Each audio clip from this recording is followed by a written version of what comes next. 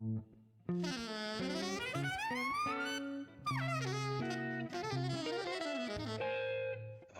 Jazz.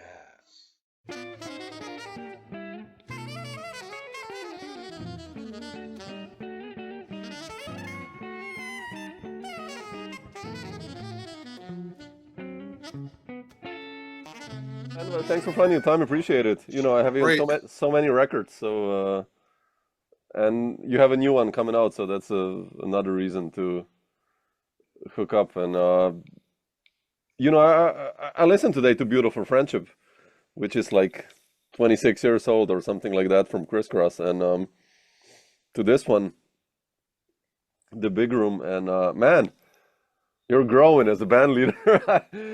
Yeah. No, I mean I love Hey, that first record, but can you tell me a bit about the band, especially if on the Big Room on the new record? It's a lot of new guys, right? I mean, like young cats and definitely. Well, first and foremost, I have to let's dedicate this Zoom meeting to the great Al Foster, yes, and he meant the world to me and a lot of other people. It's amazing when you read all the kind words about him, how positive and how uplifting he was to a lot of people. And I mean, of course, to me, and but just everybody around the world. And great people seem to do that, man. Whether it's someone famous, whether it's someone just starting out, someone like Al Foster, those great guys really passed on what was given to them. And every time I talked to Al Foster, all we did was talk about Max Roach and Arthur Taylor, who was my teacher, and he also loved Arthur Taylor. So he was one of the few people that, I mean, especially for a so-called modern drummer, but that played with everybody. To have him talking about Arthur Taylor like that, well, it meant a lot to me. And one of the last things he said to me was, "Be true to yourself." mm, And that was one of the big impetuses for me to make this record, to try to mm, find myself. I could tell you about Max Roach and Billy Higgins, but I couldn't necessarily tell you about myself. And he helped me try to get there. mm. Yeah, yeah. I mean, you know, I love the records Al did as a Yeah. band leader as well. You know, he started Yeah. fairly late, but you know, yeah. I mean, what a drummer, man. You know, it's Yeah. So about this record, I definitely, I mean, I like to make records to kind of document what I'm doing at the moment. And going back to Beautiful Friendship, I mean, I was in the University of Cedar Walton, so to have him on yes. it is a dream come true, man. That's still the greatest thing that I've done, to have make an album cover with me and him on the cover, man. That's awesome, man. And but for this, I had to. I've been playing a lot with Sarah Hanahan, and so we've been traveling the world together, and we have a great chemistry together. And I wanted to really document that on a record, and because that was my person I've been playing with. And Mm, I met her during COVID on a live stream. I mean, it wasn't really. Yeah, it was a live stream. Emmett Cohen was doing these live streams, getting like yep. 10 million people. So I was like, well, maybe we could do that too. And I think the first one we got about 10 people. I'm like, well, maybe we'll keep growing. And the next week was like 15 people. So, but she sat in and she was like sitting there for like 2 hours. I was like, oh, who's this person? And the bass player, Jason Clowder, brought her, and she started playing. And I'm like, but she had that sound that reminded me of Pharoah Sanders. And Mm, right before COVID, three of my biggest mentors of myself and of the world died. Harold Mabern, Pharoah Sanders, and McCoy Tyner. yeah. And that was a big blow. And I thought, man, jazz is really suffering, or music's really suffering. And when I heard her, it was like, once again, I'm reminded that these young people, man, they have a lot to say, and she was carrying that spirit of those guys, and it really made me happy, man. So she was like Mm, the first person of course, I'd have to have on it. And then I've been playing with Emmett Cohen, and I've learned a lot from him about his positive energy and connecting people together, and just the way he treats people, and how he's just giving to everybody, older people, my age people, young people, and it's like 24/7, man. It's not. It's he wakes up with a smile on his face. Like, I mean, it's kind of hard to believe, and I really had to have him, and I played with him. Yasushi Nakamura plays bass with him a lot. And he kind of stuns me, man. Because I'm not sure how old he is, but he's not young anymore, but he's not old, let's say. Yeah. And but man, his tone is like Billy Strayhorn meets Tommy Flanagan meets Oscar Pettiford meets Yasushi Nakamura. It's just like that royal sound that Tommy Flanagan gets on the piano, and it comes out, and it's just a beautiful beat, beautiful sounds. And I'm kind of in awe of him, man. I admire him a lot. And Joel Ross is someone that I've been hearing about and seen, but I never met him. Oh, interesting. And yeah, so like I needed someone to kind of open up, take off the blinders even more for myself, and show me something that I wouldn't think of. No, it's like playing with like a Gary Bartz or something. Like you let them do what they do because you can't. They have that thing. And Joel Ross was exactly what I imagined, even more. And I was going to do a quintet, but something I was thinking like, I don't know, it's always good to go to battle with like someone like a Jeremy Pelt, he's just a great musician, man, and understands it all. Yeah. And it's kind of having like a right hand man, and I really trust him 100%. And so it worked out perfectly for me. I couldn't be happier. It's a beautiful record. Yeah. Thank you. Yeah. How have you, like, in your eyes, grown as a band leader? If if you go back, 25 years ago, like, or even those records, it's Prime Time and My Heroes, but like if you go back to Beautiful Friendship and you see yourself as a band leader, I mean, how have you progressed in your own view? Well, it's weird. I don't know about a band leader, but I do. I'll give myself credit. I know how to put people together. Yeah. And I learned that from Benny Golson. And Benny Golson put good groups together. He put the Messengers together, got Lee Morgan and Bobby Timmons and Jimmy Merritt, those guys from Philadelphia, and the Jazz Tet. I was with them for like my first 7 years. It was like my first big job from like 92 to 99, something around in there. And I like putting people together and see what happens. And with that Beautiful Friendship, man, I've still to have Cedar on it and Dr. Eddie. Absolutely, man. Yeah. Yeah, it's great. And play all Cedar Walton tunes, and he arranged it for us. But like let's just say since I started doing with Smoke Sessions label, I knew I always wanted to play with Wynton Marsalis. And I've been waiting for that moment. And I put him together, and like you needed a piano player that would be royalty behind Wynton, and that's no other than Kenny Barron.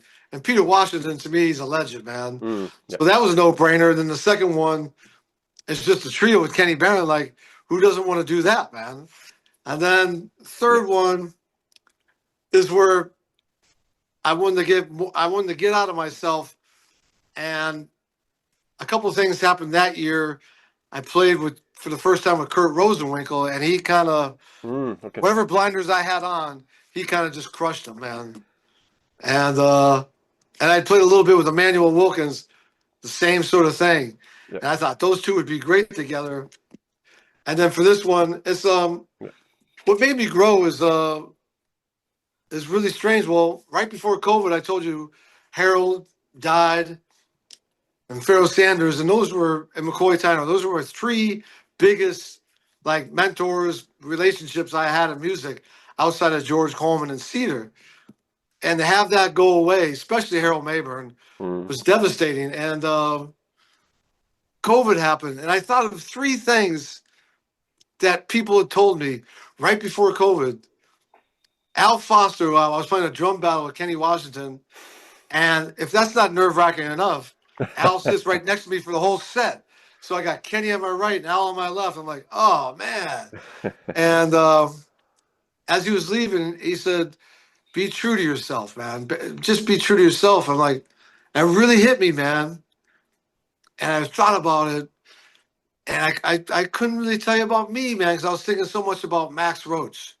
I always wanted to play the perfect Max Roach solo. And guess what? I never did, man. Yeah. And so I was thinking about that. And then I was thinking about what Larry Willis said to me was right before he died, was dare to be great.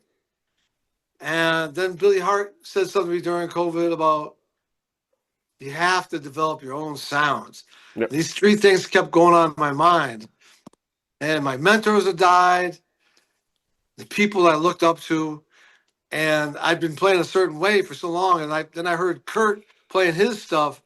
I heard Brad Meldo, I was playing with him for a bit, playing his stuff. And it was just, I was kind of blown away.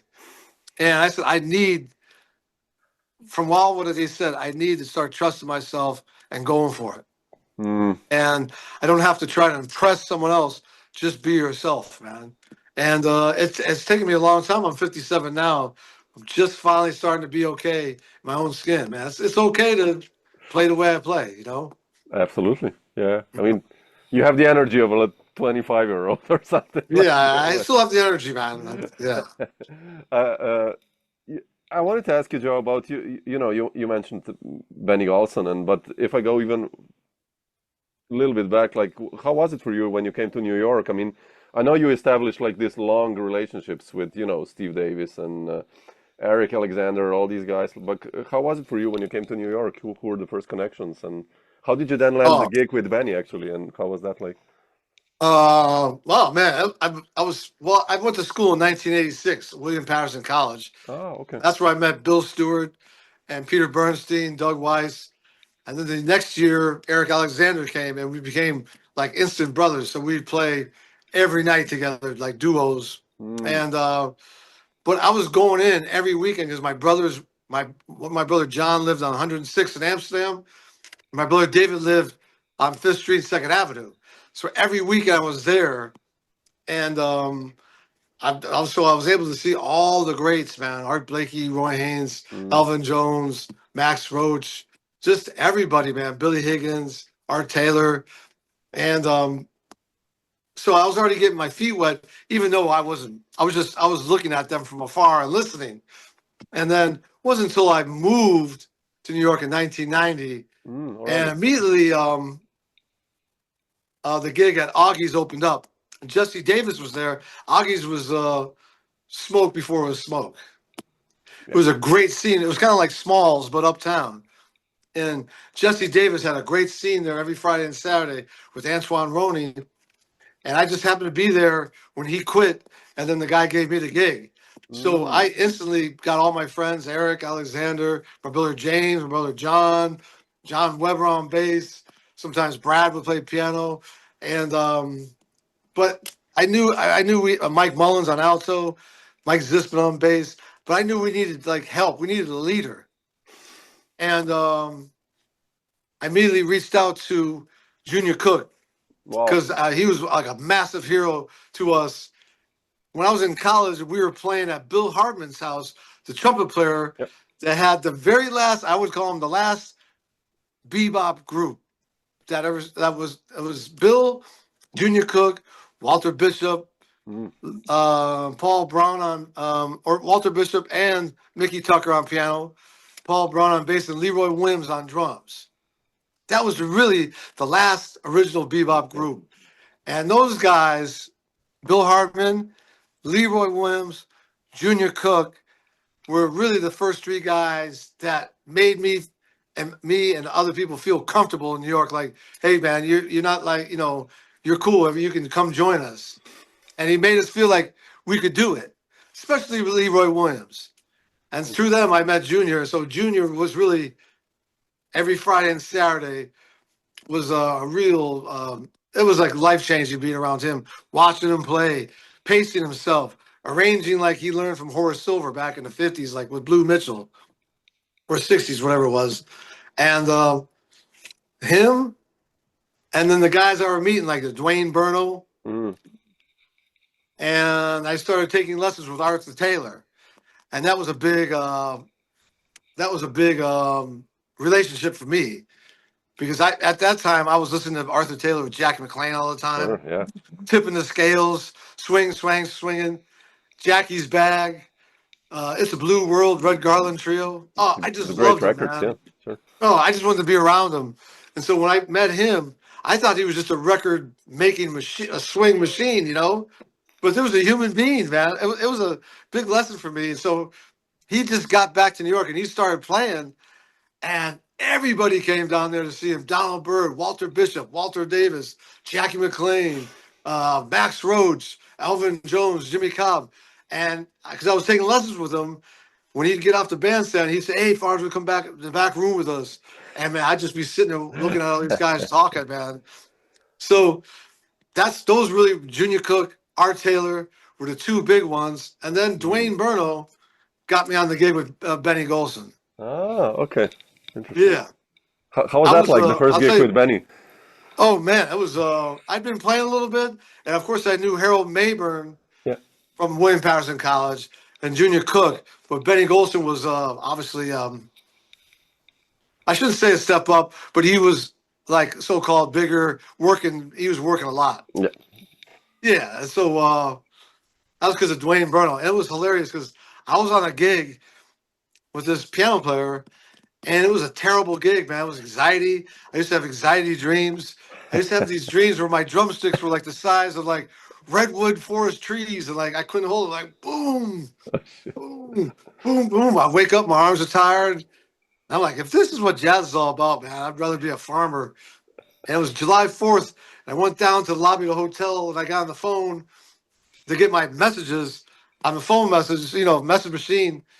And it was Benny Golson. It's like, "Joe, this is Benny Golson. Can you join me at Sweet Basil's in 2 weeks?" I went from the lowest of lows to the highest of highs. And that was a huge change for me because that week everyone came down.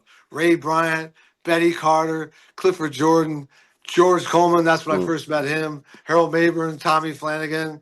They were all there. And Roy Haynes, that's when I first met him. Man. And I made it through, man. I was sweating bullets, man, but I made it through. How was Benny like to you as a band leader? Oh, man, he was great, man. Great. He took me everywhere, man. It was for 7 years we made like 5 records. Yeah. He never really. The only thing, he dressed up nice. That's why I wear this. One of our first big tours was like 60 years of Benny Golson's music, and the first 3 weeks was me, Dwayne Burno, Jeff Keezer, Benny, Curtis Fuller, and Brian Lynch. And the second 3 weeks, Art Farmer came in. It was like, whoa. Man. Yeah. Bro, man, the way they did a sound check, the sound. And Curtis and Art, when we check in the hotel, they would check in. They wouldn't go to the room. They'd go right to the bar and have a champagne. And then, so I went there, and Art Farmer was like, "Young man, if don't embarrass me." And he gave me one of these things, like, dress up. They're wearing suits on the bus and planes, man. But Art was a different level. So that's why I wear this thing in honor of Art Farmer. So that was like, but Benny was great, man. He taught me, he gave me a great insight about being so kind and how elegant he was with his words and his music. The only thing he ever told me, we were playing Along Came Betty, and he says, "Joe, I need you to play a two-feel." And I'm like, stupid, I can't play. He's like, "But I am playing a two-feel." He says, "No, Joe, it sounds like you're soloing back there." And he on the drums just went,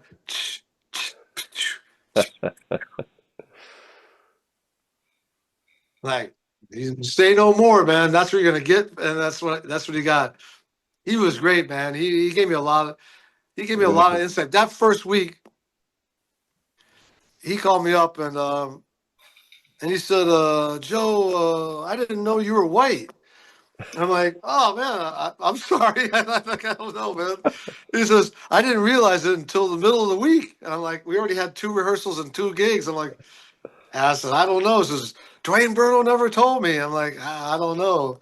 And then he said a couple guys came down there, and this was a massive lesson for me. He was like, "This guy said you really couldn't play. How do you think about that, Joe?" I'm like, "I don't know. It doesn't make me feel so good, man." He's like, "Well, this guy said you couldn't swing. How does that make you feel?" I'm like, "I'm not so good, man. My vibe was going way down." This is the Monday after the gig. And I was feeling great. They said, this other guy was wondering why you were on the gig and he should be on it. How do you feel about that, Joe? I'm like, I mean, I'm not so good. He's like, he says, but Roy Haynes said you were a bad MF. And I was like, oh man, it's like the party of the Red Sea. And but it also gave me an insight of Roy Haynes and those great players, how they want you to be good. They're not jealous, they're not egotistical, they don't want to rip you apart. They want you to be good and they want to help you out. Mm. And Roy said something that I couldn't believe he liked me because the way I sat on the drums, my foot hit the bass drum pedal, my hand hit the cymbal at the same time. And just the sound of it, I said, man, how heavy was that? That's what Roy Haynes took out of it. Yeah. And I said, and then like that, and the way Benny Golson would make me feel, I knew there was a different level of I'm just being a good musician off the bandstand. I just, and that ties back to Arthur Taylor. Sorry to talk so much. When I met him, I realized these people were giants way before their instruments, man. Like when AT and Benny Golson walked in the room, your posture got better. Your IQ got about 80 points higher, man. Everything, the level raised, man. Yeah. Yeah. You got so lucky that you got to play with, some of the almost the guys who started it all. I mean, Yeah, I'm fortunate that I'm old enough that I was young back then. Yeah. yeah, yeah. We mentioned Cedar also and Harold. How was it with those two guys? Like, you played with some of my favorite or some of the greatest piano players ever. And, Yeah.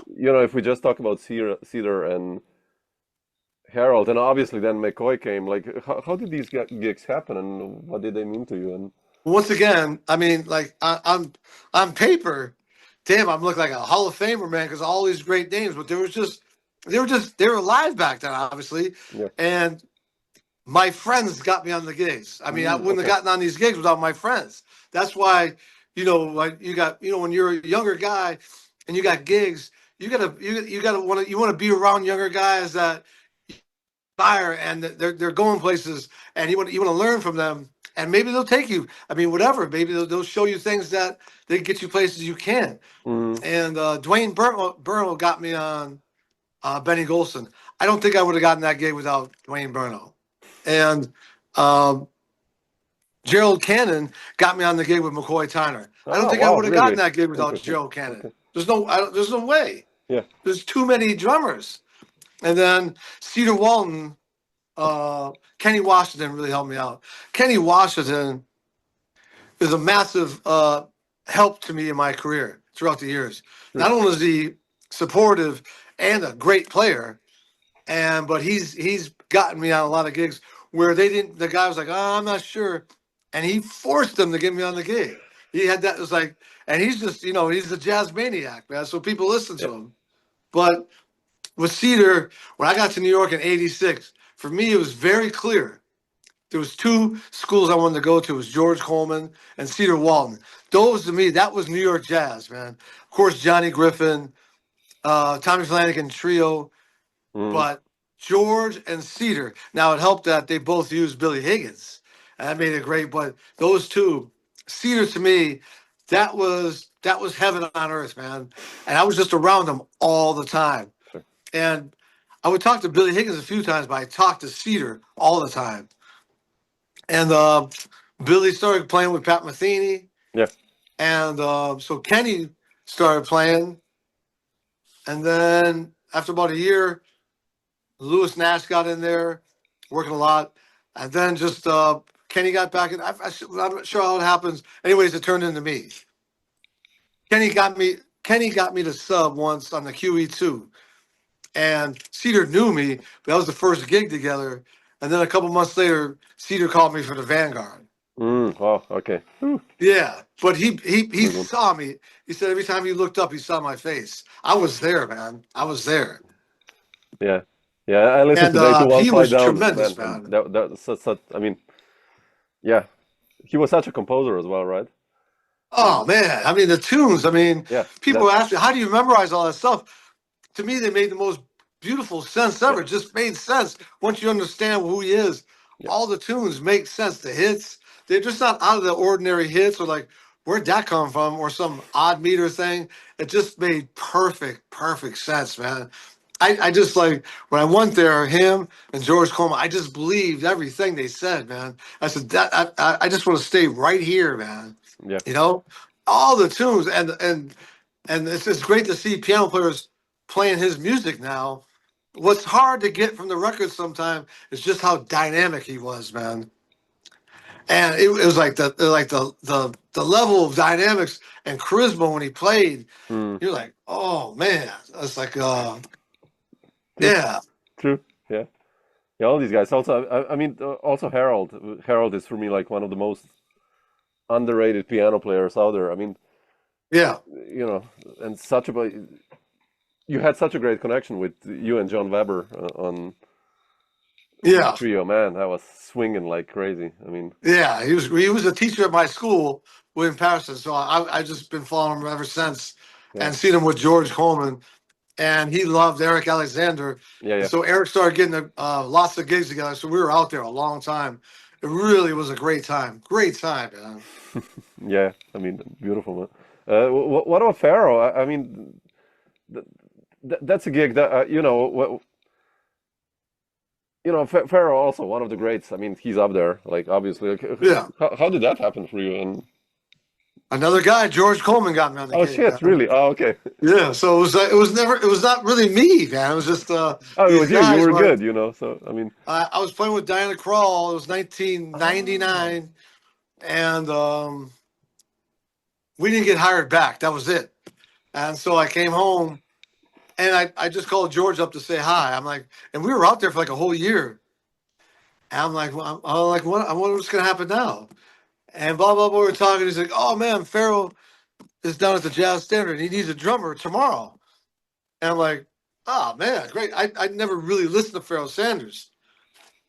And so we played that Tuesday through Sunday, and I ended up staying with him for 16 years. wow, And man. Harold and George both called me, and they were preparing me for something like this, where you said you got to swing hard, play strong, swing hard, man. That's what all anybody wants. Just swing hard. Don't let them outwork you. Don't let them like feel like he needs more energy. Just play hard, swing hard, play time, and be dynamic. And I tried my best.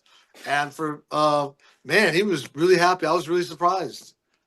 Yeah, And man, we stayed together for 16 years. it's interesting because he's a different school. Was a different school than Cedar and Harold. I mean, in a sense, more open, more avant-garde-ish, and so it's like Yeah. interesting. Yeah, But he just wanted the drummer to swing. yeah, And so that would let him do anything he wanted. We were playing like Giant Steps, Creator as a Master Plan. yeah, Nothing that was too, and he played some tunes that just vamped out, so you have to get like almost getting like a trance. And I loved it, man, because he made Pharaoh talk about the big room. Pharaoh allowed me to make not allowed me. He forced me to play the way I should play and not try to play like Max Roach because he was so intense and so like, let's go. mm, I didn't have any reference points. Like you play with Cedar, oh, you could hear Billy do this. You play with George, you could hear Idris do that or Billy. And but with Pharaoh, it was like, oh man. And so I just started playing from my heart. mm, yeah, And I loved it. Now I don't know if that would really work with Cedar Walton. Maybe it would have. Maybe I could have done more of that.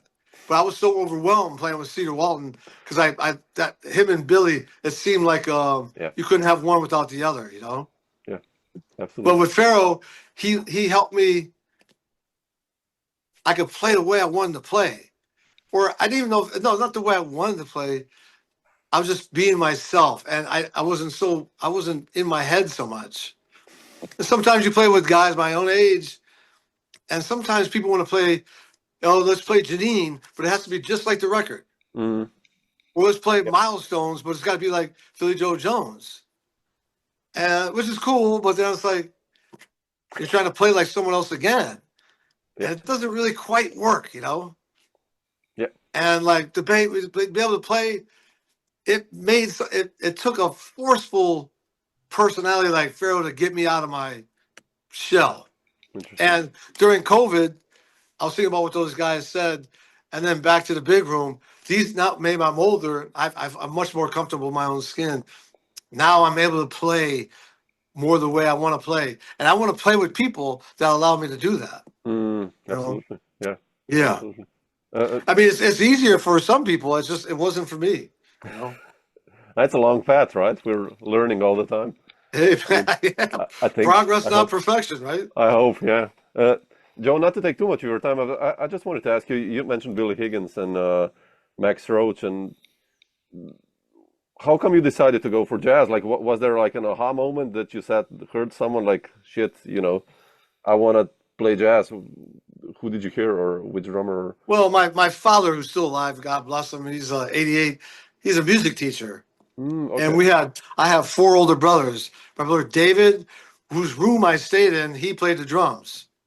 And there used to be a beautiful set of Ludwigs and our two little single beds. And I was like 3 years old, and he'd go to school. It's like, don't touch my drums. And I'd watch him walk out of down the street. When I couldn't see him, I'd jump on him. And in his room, we listened to big band music, and he loved Soul Train, that TV show. Yeah. Like Temptations, OJ's, Spinners, James Brown, Earth, Wind, and Fire. He was listening to that and Buddy Rich and Count Basie with Sonny Mm, Payne. And my brother James played saxophone. He played with Ray Charles. In his room, he was a Sonny Rollins, Sonny Stitt freak. wow. Okay. And in my brother John's room, he was a little bit older, and he was listening to J.J. Johnson and John Coltrane, Curtis Fuller. So in my room, I had like a little mini 52nd Street. Now I'd go in this room for a while, one set, and I go in that room for a while, one set, that room. But when I get on the drums, I was a massive Buddy Rich fan, and I was a massive Sonny Payne fan as an Mm, early kid, and just go that ride cymbal. It made me happy. I couldn't tell you what it was; it just made me happy. And that ride cymbal, especially playing along with like Shiny Stockings or yeah. April in Paris, or with Buddy Rich, Mercy, Mercy, Mercy, or West Yeah. Side Story. Um, just playing along, I felt this extreme happiness, man, and it felt like I was at a great party. And I just never stopped. I went from there, and then my brother uh, drove me up to UMass, and we met Max Roach. So I started listening to Max Roach, and then after Max Roach, I got into Tony Williams, and that was a mind blower, you Sure. know. And then I find out through liner notes that Tony Williams studied with Alan Dawson. So then, like, oh Okay. man, and he's still alive. So my father, we drive out. I studied 2 years with Alan Dawson. Wow. Wow. Wow. Oh man, Yeah. he was one of the greats, right? I mean, Oh everyone. man, tremendous I've heard lessons, man. stories from Billy Kilson about Alan Dawson. Like he was every drummer is just you know. Without a doubt, man. I was Yeah. there from 1983 and 1984, Wow. Okay. and then for 2 years straight. And then from when I left uh, South Hadley, Massachusetts high school, I went to school, and then I was way into Arthur Taylor. Yeah. My lessons at school weren't. I didn't really like them, and there used to be this telephone book that was from the Musicians Union. Everybody was in it, man. Sonny Rollins, Walter Davis, Tommy Flanagan, Oh Elvin man. Jones. Okay. And so I would call every single one of them, write down the list. And a lot of times no one picked up. A lot of times they'd hang up on me. You know, but funny enough, Al Foster was the one guy that was nice to me, man. Oh shit. Really? Oh Yeah, this man. is 1986. And I was just calling just to hear their voice. And then I got to the T section. I'm like, Arthur Taylor, man. Tipping the scales, man. And I call him up and I started taking lessons with him. It was That's that amazing, ride man. cymbal because I love. To me, he has the greatest ride cymbal. I just love. It's got this certain thing, man. And he said the same things. That man, I love playing the ride cymbal because it makes me feel like I'm at a party. I'm like, holy cow, man! I've been saying the same thing for 50 years, man. I just, I never thought I was going to be like some sort of jazz drummer. I just started. I never stopped. Mm. I was more. I'm like, even today, I have to say, well, it's not as many Giants alive, but I used to love getting dressed up and going to see a Lewis Hayes or Roy Haynes. I love that more than anything, man. Even more than playing myself. I just loved it, man. And Yeah, I've always loved being around those guys. And so I never thought like I'm gonna be this world drummer and I'm gonna do this and do that and make this like I just wanted to be around those guys, man. yeah, Mm. yeah. I love this enthusiasm by you. Yeah, I'm the same. I have like encyclopedias Yeah, about jazz here, and I love reading. Who's playing with everyone, and yeah. just to be a part of this community. I mean, and seeing the elders. I mean, that's what it's all about, right? And the stories, and All about, man. Fellowship, without a yeah, doubt, man. exactly. Fellowship. I Yeah. mean, AT was talking about Philly Joe Jones came to see him play once, and he says, Arthur, man, I love you, man, like a son, man, but your playing makes me sick. You rush all the time. And AT's like, oh, man, come on, Joe. What's up, man? He said, okay, meet me down at Minton's tomorrow, 2 o'clock. So AT went down there, and Philly Joe was playing piano for 2 hours, and all they did was trade choruses, 16s, 8s, and 4s for 2 straight hours, and he never rushed after that, man. And when he talked about Philly Joe Jones and Kenny Clark and Ozzie Johnson, Yeah. oh man, he was just like it was just in heaven, man. The same with Bud Powell, and he talked about as he was a kid, him and his boys would go up to Bird's house and carry Bird's horn to the gig and wait outside because they couldn't get in and carry the horn back. It's just like that made a massive impression on me, man. Yeah, absolutely. Fellowship, man. He loved Bud Powell, man. Loved him. Yeah, yeah, absolutely. Yeah. Hmm. Uh, Joe, what are the plans for you? I mean, you have a gig tonight, but like, do you have any plans to promote the new record, like, or coming to Europe even, like with someone or with your own group, or? Yeah, well, I mean, I've just started playing with, off and on with Emmett Cohen, and Kyle Poole's been working with Cecile a lot. So it just seems like my whole next 7 months are like Emmett Cohen, and which is great because he's a great, great leader, man. And so we're going to Europe for like three different tours, man. Like, Really? Oh yeah, man. three, like all of November, a lot of June and July, and then back in December, and then we're doing this other thing in February. So it's like 3 months in Europe, Ooh, and it's rare. yeah, since he's on the record, I'm just gonna get a bunch of records, and he loves selling his own records. And I'll tell you what, man, he loves meeting the people that come see him. That was a big lesson for me because he's like, some people just play and they don't even meet the fans. Yeah, there you go. But he's out there. I'm like, and I like doing that too, man, because I know what it's like to be snubbed. I know what it's like when someone doesn't call you back or respond, or a club owner or an agent, or you ain't this, you ain't that. And or someone you want to be around doesn't want to be around you and they don't contact you. I understand. I know the feeling. And so when someone actually wants to meet you, I'm all for it, man. Because I'm that same person. And so I guess the Absolutely. plan is just to be out there, swing hard, and I'll bring a bunch of CDs, man. Absolutely, yeah, absolutely. Yeah. Yeah. Do you know, are you in Austria or Italy or Slovenia or something like that? Or That I don't know. I'll check I Emmett's just schedule and yeah, whatever's on Emmett's website, that's where I'm on. Yeah. hopefully catch you guys somewhere.